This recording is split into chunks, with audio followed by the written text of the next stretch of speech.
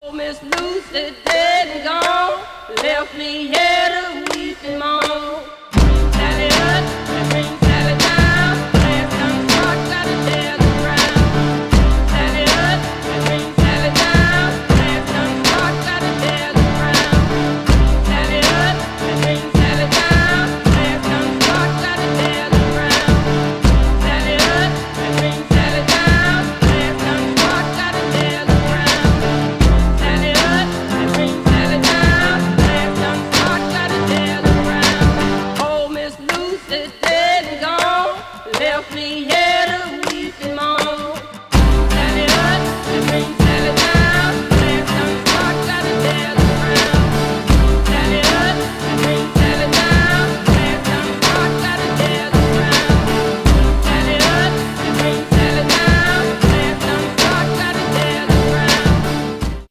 Hey Gearaholics out there, it's me Gearaholic here, and today I'm doing a new review. Today's review is going to be over the Hultafors Craftsman knife. Alright, so here we go. Here is the Hultafors Craftsman knife. It's pretty awesome, so kind of give you a little bit of backstory.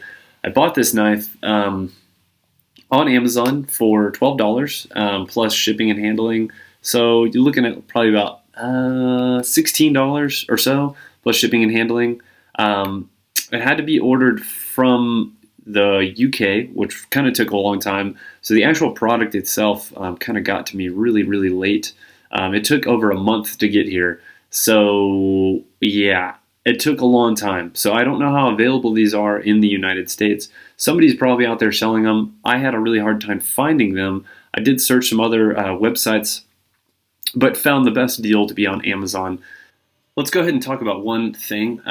Let's talk about the sheath real quick. Just get that out of the way. The sheath is very interestingly designed. I wouldn't say that the sheath is very unobtrusive or very odd shaped or anything. I think it's a really well made sheath. It's obviously some sort of polypropylene style sheath with an interesting belt configuration. I'm not sure what it is with the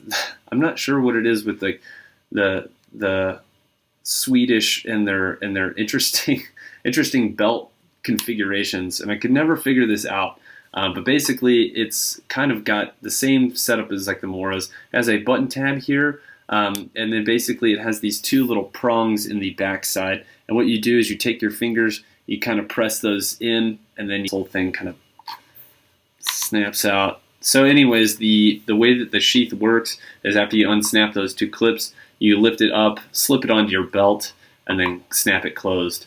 It does have this little kind of tab thing here. I'm trying to show you guys. It has a little tab. They say on their website that if you don't want that and you want to put it on your belt instead of a button, this is just part of the button retention thing. You can just cut that off with using the knife. Just cut off this little tab, which isn't very thick or anything, and then you can slip this on your belt and then latch it closed. But as the knife comes for $12 and whatever cents, it's not a bad sheath at all. And when you put the knife in, it really goes in nice and snug. It's not going to fall out or anything. But I definitely never understood these funky whatever they got going on. They really like to hang things off of buttons, I guess, in Sweden. No offense or anything, but I guess they really like to hang things off of buttons.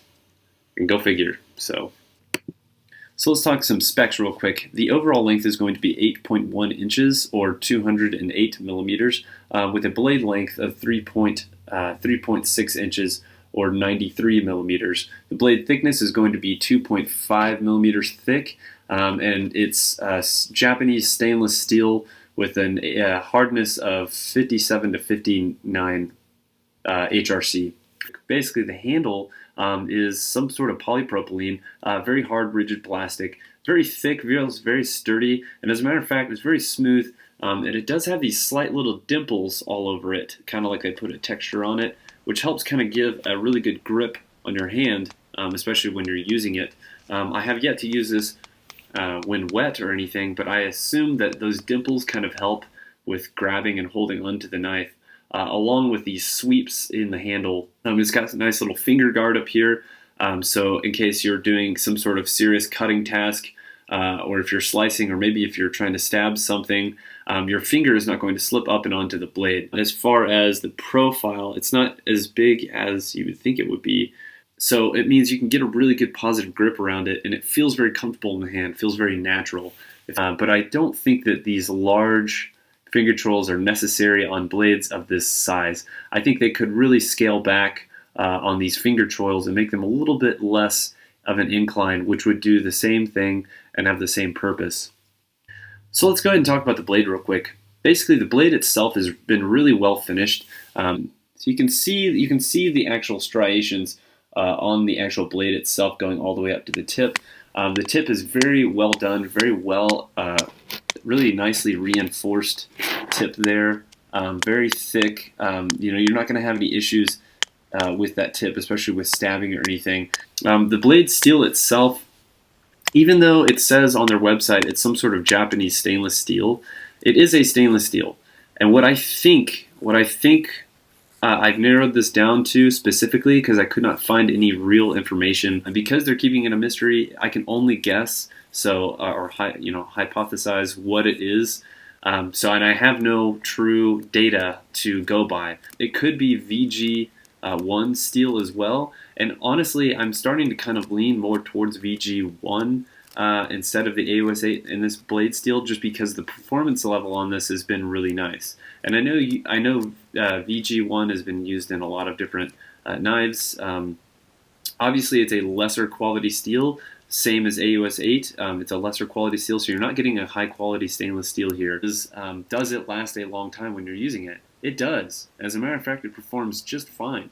I've used it for batoning and making feather sticks.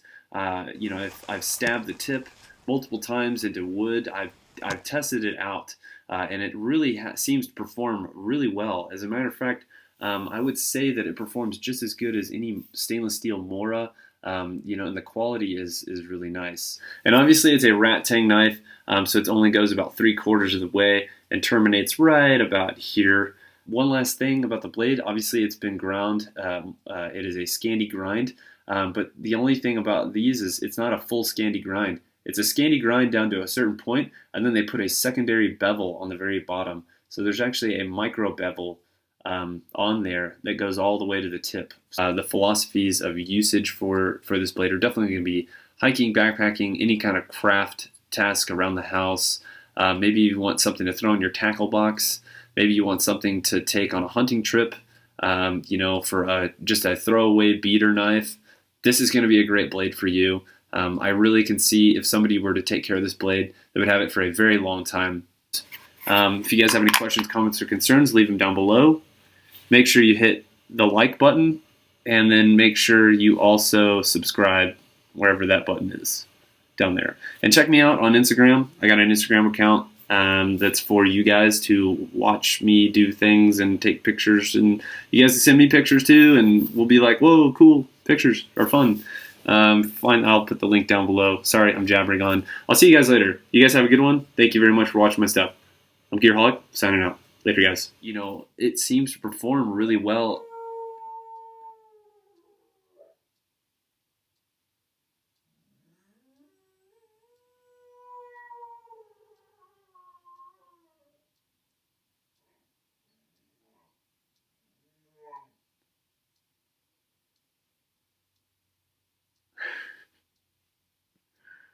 You all right, buddy?